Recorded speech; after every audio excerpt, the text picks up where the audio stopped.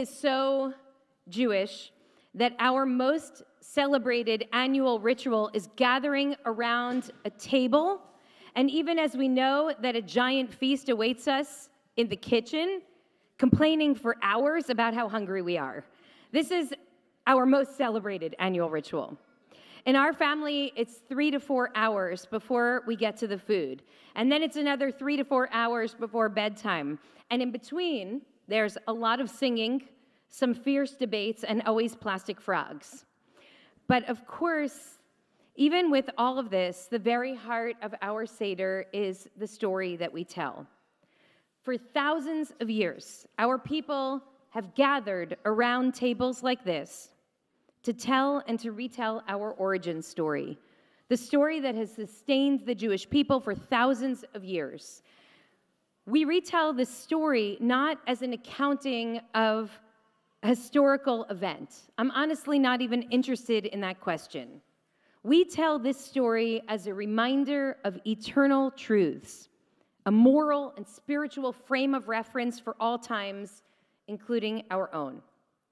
Now, in one of the quirky rules of Passover, Rabbi Gamliel teaches that there are 3 things that if one does not speak of, then your entire Seder doesn't count at all.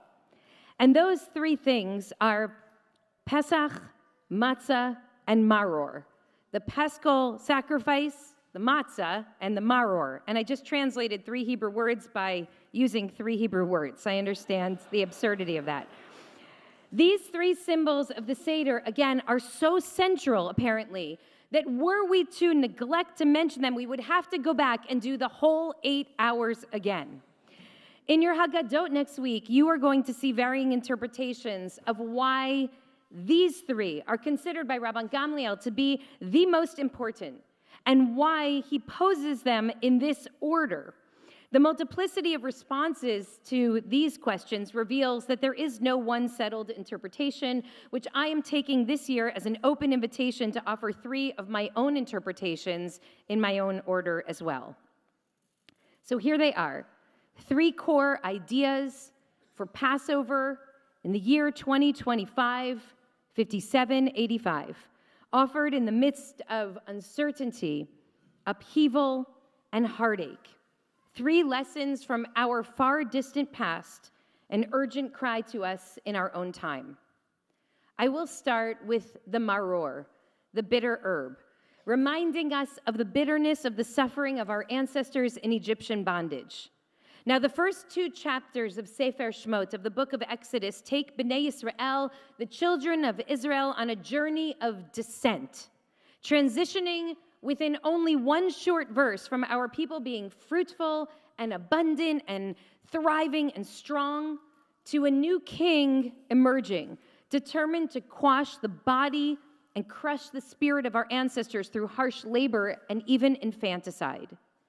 The suffering of our ancestors lasts for generations, but the turning point comes at the end of chapter 2, when the children of Israel groaned because of the severity of their work, and they cried out.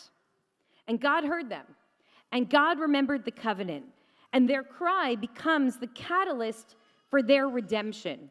In Ramban's words, their cry awakened the divine attribute of mercy. The moral message here is clear. Ours is a God who pays attention to human suffering. Ours is a God who will not, who cannot tolerate a world of human pain, and neither should we. To experience Passover is to enter a kind of spiritual boot camp designed to train our hearts to turn toward the heartache precisely when we want to retreat from it, just as God did. This message strikes me as profoundly urgent these days, in these times of so much pain.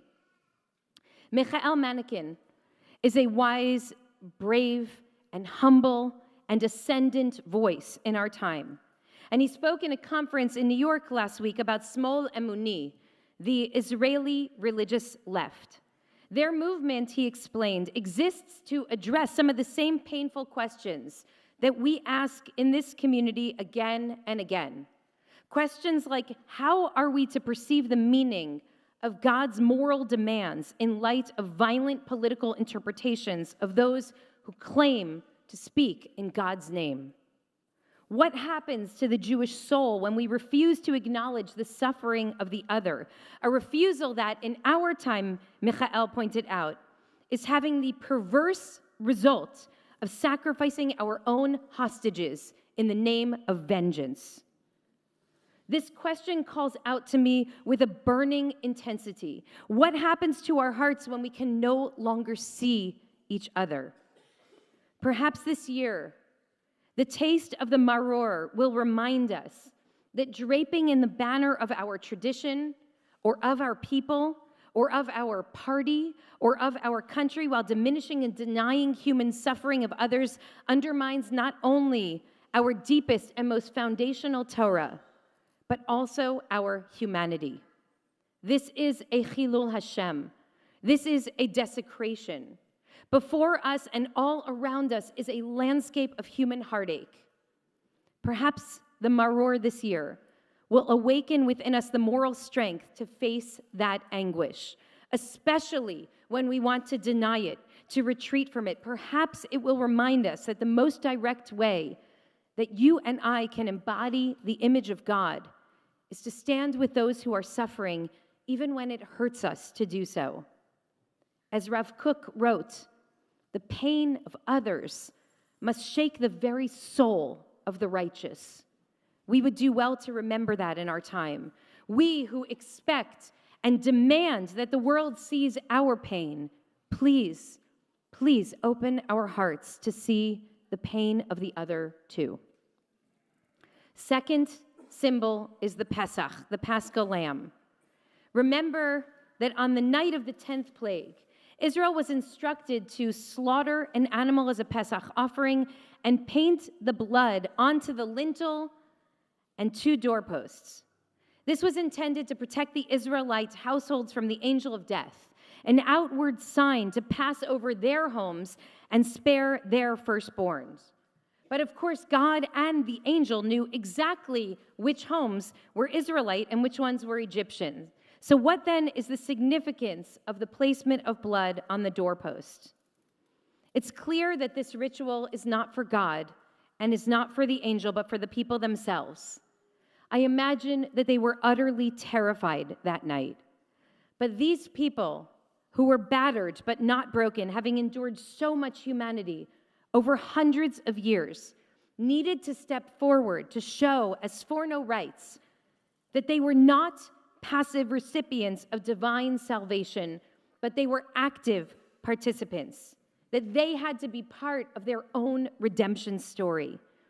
If hearing Bnei Yisrael's cry was God's turning point, then this act, the act of painting the outer doorposts with blood, was Israel's turning point. This was the moment that they affirmed their agency. This was an outward demonstration of their faith in a different kind of future. Their refusal to accede to Pharaoh's demands, their insistence that they needed and deserved something better in this world. In the eyes of our rabbis, it was this one act that signified the transition from passivity to agency, from degradation to covenant. Now, what does that mean in our context, in our time? It means that we too are called from passivity into agency. It is a reminder that redemption comes only when we find ways to speak and live our deepest values. And yet, even as I write these words and speak these words, I am cognizant on this Shabbat of the brave young Gazan protest leaders who were murdered by Hamas last week after they took to the streets to demand an end to war and to affirm that peace is possible. Even as I speak these words, I think of the tireless Israelis protesting week after week after week against this government, pleading for a return of the hostages and an end to war, facing an increasingly violent police force that seems to have no shame in beating and battering even elders, even families of hostages.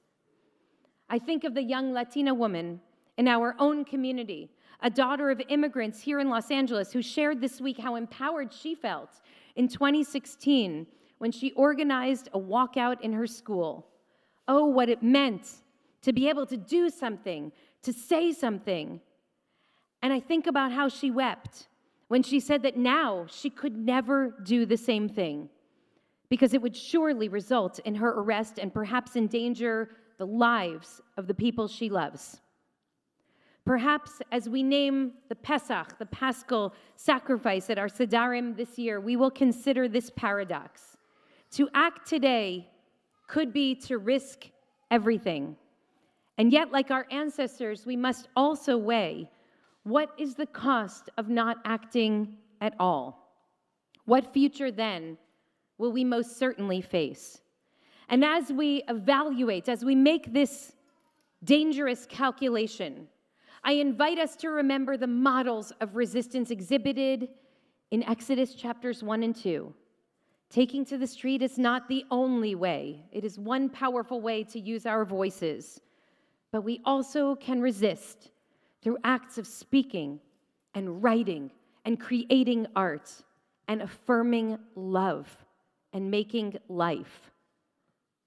The challenge is to do something when the world seems to be telling us to do nothing. The final symbol is matzah. Freedom was hard-won for those Israelites, coming only after 10 formidable plagues were unleashed in Egypt. We generally read those plagues as punishments against the Egyptian people for the terrible suffering that they forced upon the Israelites. But here I quote Sforno again, who offers that there is another way to interpret God's actions. The plagues, he argues, were actually brought not to punish the Egyptians, but to awaken the conscience of the oppressor in the hopes that Pharaoh would finally see the light and become a genuine penitent. I ask you to hear that in light of Maya's teaching this morning. The purpose of the plagues was to awaken the conscience of the oppressor so that they too could become genuine penitents. Think about that. What God actually desired was for Pharaoh and his people to take responsibility for the injustices that they committed, to make amends, to chart a new course together with the Israelite people. What this means is that the Egyptians needed to be liberated too. They needed to be liberated from a story that taught them that there is only oppressor and oppressed, victim and victimizer. They needed to recognize that God's redemption is big enough to redeem everyone. The Israelites and the Egyptians could have their dignity, that everyone can have a future. And so the tragedy of the Exodus is that Pharaoh could have been a part of the redemption story. He could have joined in the Song of the Sea, the song of the liberated. But instead, he invested only in outward indicators of strength, vast wealth, and vast armies, until one day all of those chariots and horsemen drowned in the sea. At the Small Amuni conference last week, Dr. Yasmin Abu Freha, a Palestinian Bedouin doctor and October 7th first responder in Israel's south, treating and saving the lives of victims of the Hamas atrocities, spoke of the Orwellian nature of the society that she lives in, one in which, in her words, all are equal, but some are equal more than others. What about Selam Elohim, she asked. What about the belief that we're all equal, that we are all chosen by God? She closed by quoting her teacher, Dr. Paul Farmer. The idea that some lives matter less than others is the root of all that is wrong in the world.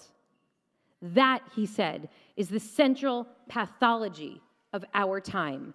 The idea that some lives matter less than others is the root of all that is wrong in this world.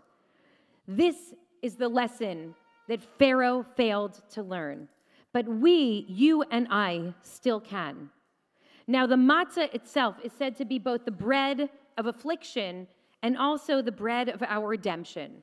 How can one thing be two contradictory things at once? Because that is the reality of this world. We are all one thing and the other all at once. And within each of us is the sacred possibility of transformation. So perhaps this year, when we speak of the matzah on our Seder plates, we will see it as an invitation to a more spacious and capacious and robust understanding of what liberation could look like, what freedom could mean, and how it must include every single one of us. How until all of us is free, we are none of us free. Passover is nearly upon us. Next week, when we sit down at those carefully set tables to complain about how hungry we are, let us enter this story slowly and mindfully. Let us remember that this is not just a story. This is the central, core, archetypal redemption story. It is a reminder that as much as the world has changed since ancient times, power and oppression, degradation and exploitation remain very much a part of the human condition. But the Exodus story is also a reminder that any single moment could be the inflection point between oppression and liberation. So this year, when we taste the maror, I pray that we remember that the deepest and holiest work of a Jew is to be awake to and to identify with the suffering of our own people and those around us. When we see the Pesach, let us remember that we still have agency and we must use our voices, our hearts, even our bodies to protect ourselves and one another. And when we eat the matzah, let us remember that there is enough for everyone, that we can stretch our moral imagination to counter the dominant scarcity narratives of our time. We can hold fast to the vision of a world in which every single one of us can live in full dignity. And let us remember that ours is not the first generation in which telling this story, reiterating these foundational ideas, is risky. It's dangerous, even. And perhaps that is the greatest reason of all, to tell and retell this story, the closest that we as a people come to the generational transmission of hope, a desperate necessity in our time. I wish you all a deep and meaningful and liberating Passover.